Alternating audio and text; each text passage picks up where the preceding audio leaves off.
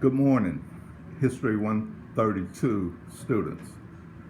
I hope everything is going well with you and you're hanging in there and being patient with me on this class. Uh, this today is the beginning of chapter 3. Next week we'll do chapter 4 and then have your first exam, I believe, is September 16th. Don't quote me on that. I'll send you a announcement announcing the first test. Now, I've been posting lectures, PowerPoint slides, but the most important thing was the study guide.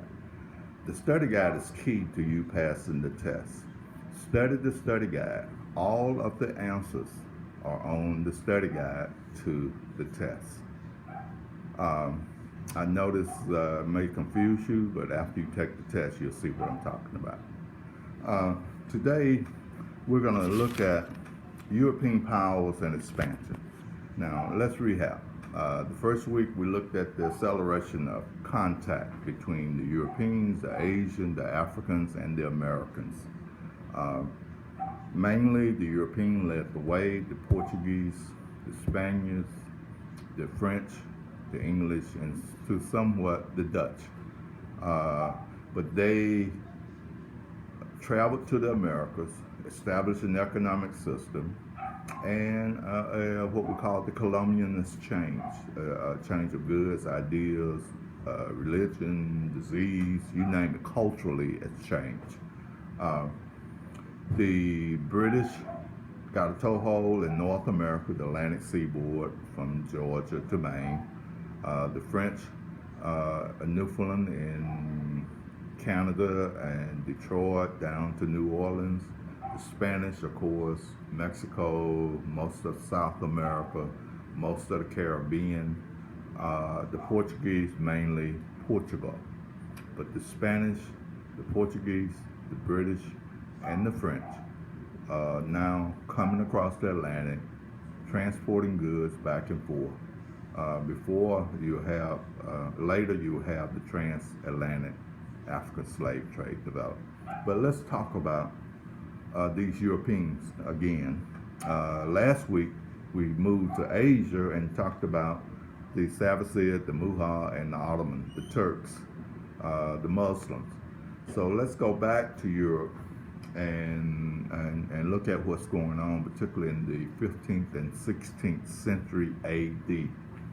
The key event is the beginning of a offshoot of Christianity. Protestantism. As you are well aware, Jesus Christ was born and a new religion originates called Christianity. During the first 1,000 years, the church took hold. The headquarters is centered at Rome. The head of the church is called the Bishop of Rome. The first bishop was Peter. Remember in the Bible, Peter denied Christ, but he later moved to Rome and became the Bishop of Rome. The church is based upon the passage, upon this rock I build my church, and the gates of hell shall not prevail against it. The Petrine doctrine. So the Catholic Church is the only Christian church. It's universal. But up in Germany, there was a friar by the name of Martin Luther. And Martin Luther was having problems with an issue of the Catholic Church. Several hundred years before Martin Luther, the Catholic Church had started the sale of indulgence to their believers. I think it's Pope Gregory started the indulgence sale to finance the Crusades. If you recall, there was 3 Crusades where the Christian went to the Holy Land to throw out the infidel Muslim. But money was needed, and he used indulgence as a way to raise money for the church to finance the Crusades. We'll get back to that later. But let's talk about Martin Luther. He was born on November 10th, 1483. He received a Master in Liberal Arts from Edinburgh. He was not content with the study of law, but all about long had shown religious inclination. He was worried about his soul. Uh, After a brief visit home, he was caught in a ferocious thunderstorm and became fearful. And he vowed to God if he spared him from the thunderstorm, he would spend the rest of his life teaching and preaching in his word.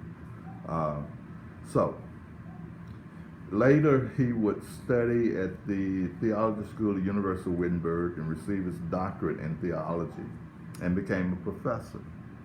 So, but he still had this yearning and issue to deal with salvation.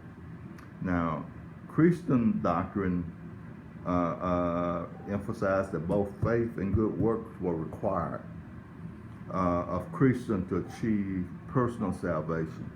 But in Luther's eyes, the human being, weak and powerless in the sight of Almighty God, could never do enough good work to merit salvation. Through his study of the Bible, Luther came to the conclusion that humans could be saved through their good works, could not be saved through their good works, but through faith in the promise of God made possible by the sacrifice of Christ on the cross. The doctrine of salvation as justification by grace through faith alone became the primary doctrine of Martin Luther and the later Protestant Reformation. So the Bible became a chief guide to religious teaching. Luther did not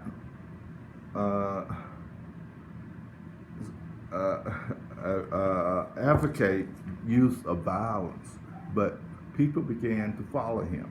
Now the key here is the invention of a printing press by Johann Gutenberg. This allowed Luther to print his sermon, his thinking, and his ideas on salvation. And this led to him printing the 95 Theses and placing it upon the Council of Wittenberg. Once he did that, the Catholic Church declared him an outlaw.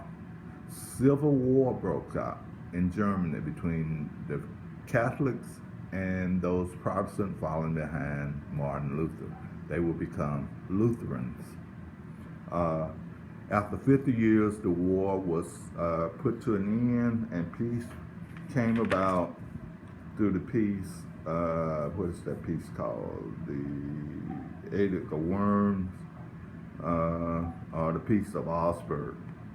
And this allowed that one could be a Lutheran if the prince was a Lutheran or Protestant. One could be a Catholic if your prince was a Catholic. That's the compromise and the last. But Luther started something in Germany with this rebellion against the Catholic Church. The next time we hear about it, it takes hold in Switzerland, led by a man named John Calvin. John Calvin believed in predetermination, preordination. Let's see, what's the word I'm trying to say here? Predestination. He was educated in France, but after conversion to Protestantism, he had to flee France and move to Switzerland for his safety. Now remember, I want you to keep in mind these nation states. Some would become Protestant, some would remain Catholic. France, Spain, and Portuguese would remain predominantly Catholic. Germany, England, I'm missing some others. They would become Protestant. Look at us. Most Americans are Protestant because of the English introducing Protestantism to the early colonies in the United States. Most Mexicans are Catholic because that was the religion of the Spanish. Most Brazilians are Catholic because of the Portuguese. Are you getting it? I hope so. Okay. So, Calvin believed in the absolute sovereignty of God, and through his predetermination or predestination gave unique cast to Calvin teaching. Calvin believed that once one was born, his whole life had been predetermined. God had determined whether he'd go to hell or go to heaven, whether he become a successful professor, a businessman, a teacher, an athlete, or whatever. All of this is predetermined. Now, I don't know whether you believe in predestination or not, but it is something to think about. John Calvin. So, up in England, though, there's a King Henry VIII, I believe that's his name. He was having problems. He had secured this throne, and he wanted an heir. His first two wives only produced daughters. He locked them up, and his third wife, he wanted a divorce from Mary. Now, she was the daughter of the King of Spain, and at that time they was Catholic. So the Pope denied the permission to divorce. As you know about Catholicism, the Catholic Church does not recognize divorces. Now, you can have a marriage annulled, but you can't have a divorce. So the Pope denied Henry VIII the divorce.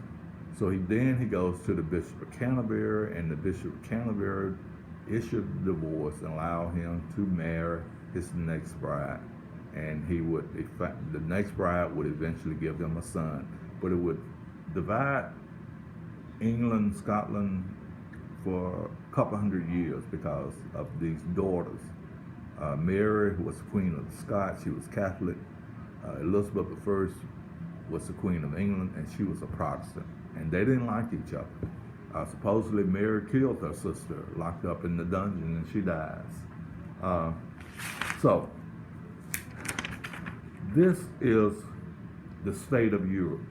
Now, other reformers existed at that time, a group called the Anabaptists, I will point out to you. They share common ideas. To them, the true Catholic Church was a voluntary association of believers who had undergone spiritual rebirth and had then been baptized into the church.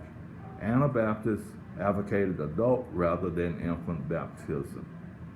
And each one of their churches chose their own ministers who might be members of the community because of Christians who considered themselves priests. The Anabaptists rejected theological speculation in favor of a simple Christian living according to what they believed was the pure Word of God. Finally, unlike the Catholic and other Protestants, most Anabaptists believe in the complete separation of church and state. Not only was the government to be excluded from the realm of religion, but it was not even supposed to exercise political jurisdiction over real Christians. Anabaptists refused to hold political office or bear arms because many took literally the commandment, thou shalt not kill. Now, here in America, the Quakers, the early Mennonites, these are the people that adopt the Anabaptist faith, and of course, current Baptists also has the element of this belief. So, this is the Protestant Reformation. The Catholic Church realized in order to maintain its status, which was the most powerful institution on earth at that time, and the richest. Remember all of that gold that was coming in for the self-indulgent. The Vatican today still has one of the largest deposits of gold in the world. So the Catholics set about reforming their faith. They did away with the issue of indulgence and began to recognize orders like the Jesuits, and they would go with the conquistadors and the explorers and bring their teachings. Remember what I told you about the Spanish, Mexico, Puerto Rico, Colombia, Peru. These are predominantly Catholic countries, and the Jesuits are bringing this faith to them. And that exists today. But the Catholic Church did expand and continue to grow, and is the largest grouping of Christians in the world. They are Catholic, and they report back to the Pope. Who is the current Pope? Pope Francis. Supposedly the Pope speaks for God. What happened to the first Pope, Peter? He was crucified like Christ, but he has a little different from Christ. He was hung upside down on his cross and died in Rome. But he established the Catholic Church, and his successors are based upon the Petrine doctrine. What else do I need to tell you? What's going on? The authors say in the 17th century there were famine and other things, but that was warfare. Remember I was telling you about the Protestant and the Catholic in England? This would lead to what we call the 30-year war. No winners. Mainly it's the Catholic League against the Protestant Union. So people are fighting over their faith, whether they're Protestant. In England, they would be Episcopalian or Anglican. Later, Presbyterians and Methodists and Baptists. They are fighting against the Catholic. The 30-year war. The most absolute and the wealthiest state in Europe at this time is Spain. They had become filthy rich from pillaging the mines and the gold and the silver from Mexico and Peru, from the Incas and the Aztecs. And they had become the most powerful group on earth. In France, Louis XIV introduced absolutism, which means the king had absolute right to do whatever he chose. Absolutely, he could not be challenged by a parliament or a Congress or a group of people. This would later lead to the French Revolution. We're going to talk about that next week. What else? Then we see the rise of mercantilism. These people are bringing goods and moving the goods by sea and overland. This mercantile system developed, and goods are flowing. People are becoming wealthy. Jobs are being created. The population grows. The Habsburg will come to power in Austria, and they will rule Austria until the World War I. But constitutionalism is a relative new thing. Absolutism is what most of the kings and queens of Europe based their power on. That God had given them absolute power to rule their domain. But finally, the war ends, colonial expansion and empires continue to be built, colonization developed. France, England, Spain, and Portugal build a dominant system. And of course, to the east, we see Russia rise up, led by Peter the Great. They turn to the west, but Europe has changed. First in religion. Now you have Protestant and Catholic, and the countries will fall in suit. They either became a Protestant nation or a Catholic nation, and this will go all the way up until then.